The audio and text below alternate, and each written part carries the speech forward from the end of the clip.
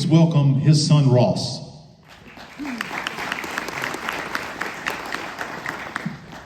Well, thank you so much. It is a great honor for me as his son to be here tonight and representing all of his family, my sister Renee, who's over here, and both of our spouses and all of his grandchildren who are sitting over here. All of us have either been Sanford graduates or are about to be in a couple of years. So we are very proud of Sanford University. I want to thank Sanford and Dr. Taylor, Dr. Newton, all of the athletic department employees, everyone who had a part of this, the Induction selection committee. Thank you so much for this incredible honor. Congratulations to all the other inductees. I was speaking with Joey. I was a student here at Sanford when Joey was playing, and he was quite the baller, I must say. I watched him from the stands and got to admire him from the stands. And also want to congratulate the 91 team that's going to be inducted here in a few moments. I was also a student here when that was going on. Congratulations to all of you guys. To Coach Bowden, I saw him earlier from a distance. My dad was a huge fan of your dad, wherever you are tonight. There he is. Coach Gartman. And the Gartman reunions, my dad spoke of it year after year, playing golf with your dad and those reunions and all those times they had together. He cherished that all those years, all those times that they had together. So I just wanted to speak to you about that. All of us here are grateful because of this institution. We are here, my dad is here because of the institution of Sanford University, or as he would put it, the old Howard College. He was a Howard man. A skinny boy from Springville, Alabama in the early 1950s did not have a lot of passionate basketball friends. My dad spent hour after hour after hour at basketball courts, outdoors and indoors by himself, just shooting the ball over and over and over again. And as I grew up playing myself and him coaching me, I could only imagine after playing him, no telling how many games of horse, how many games of one-on-one, I imagine so often what the 18 to 22-year-old Bill Lankford must have played like in the 1950s. And I still think, no disrespect, Joe H. or anyone else who's on the list, I think my dad would still have the scoring record if he had the three-point line. But he didn't have it, so there you go. We'll leave that to the imagination. My dad was quite the competitor, but he was not a fighter. He was more of a lover than a fighter. And I say that because there might be a few old-timers that may remember a famous game that took place between Sanford, Old Howard College in those days, and Birmingham Southern. There was a brawl that took place that was quite covered during those years. To hear my dad tell the story, it was like a scene out of WrestleMania. Bodies were flying everywhere in the stands. There was all kinds of chaos. Of course, as a youngster, that led to a question for me, Dad, what were you doing during all that? And he just grinned and looked at me and he said, watching. He was not the fighter type. As a matter of fact, he said, I was actually mad that happened because they suspended the game and I was having a great game that day.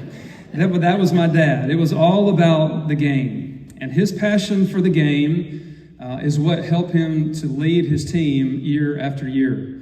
And of course, his passion for the game carried over into his coaching days, as you heard on the video a moment ago.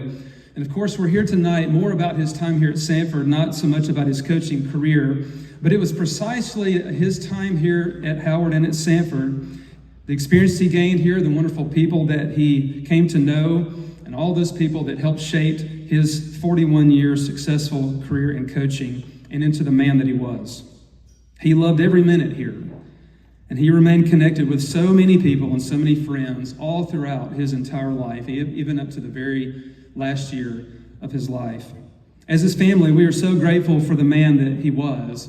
And as it relates to basketball, I can't recount all the incredible memories I have of him growing up, teaching me the game, playing with me, making goals for me. Yes, cutting out the holes out of the bottom of closed baskets, nailing them to plywood onto the side of back porches, James Naismith style, setting poles in concrete, drilling goals into ping pong tables. Yes, that happened. I'm not kidding. To think about Sanford's leading scorer for so long, spending countless hours standing underneath the goal while I shot baskets and him chasing the ball for me. What a gift and what a man he was. taking me to practice after practice, to game after game, getting to go on road trips and just hanging out with the team as a little kid. It was a kid's dream. And then to one day get to play for him at Jefferson State.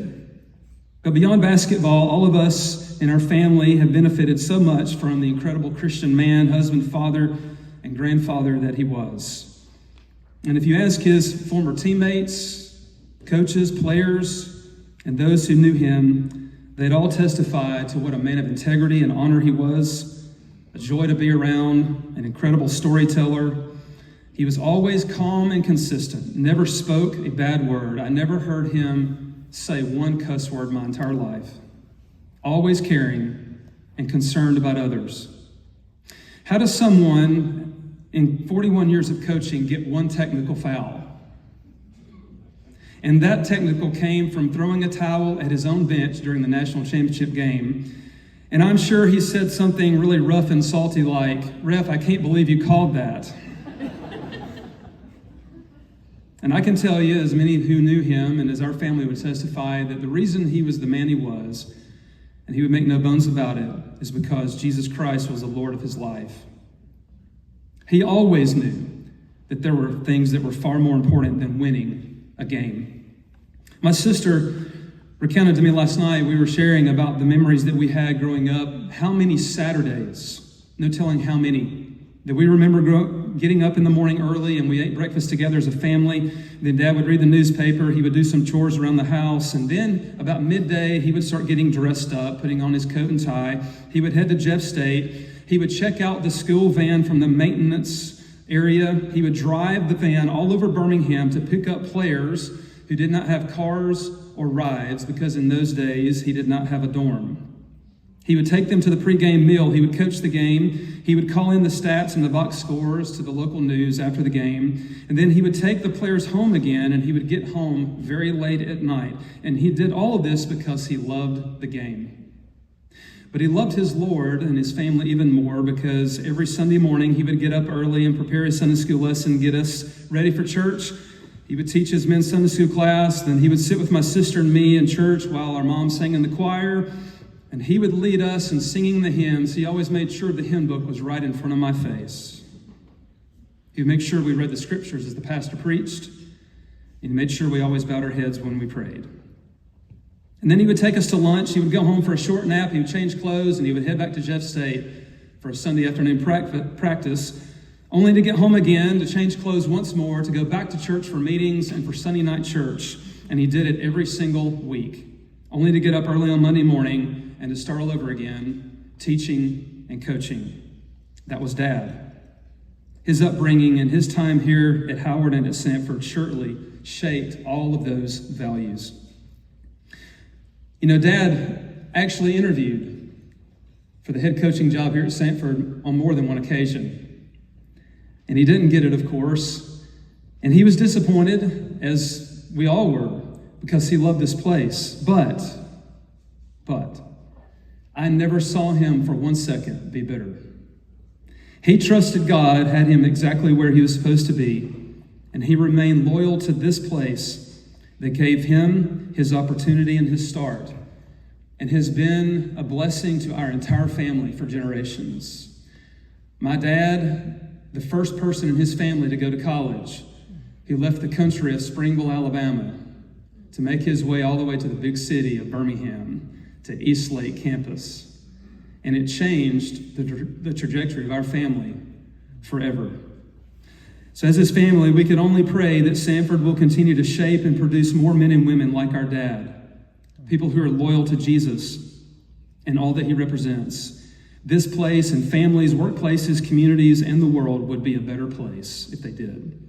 So on behalf of our dad, thank you all so much from the bottom of our hearts for making the effort, taking the time to remember and honor him, and for his induction into the Hall of Fame at this wonderful institution. To God be the glory, and go Bulldogs.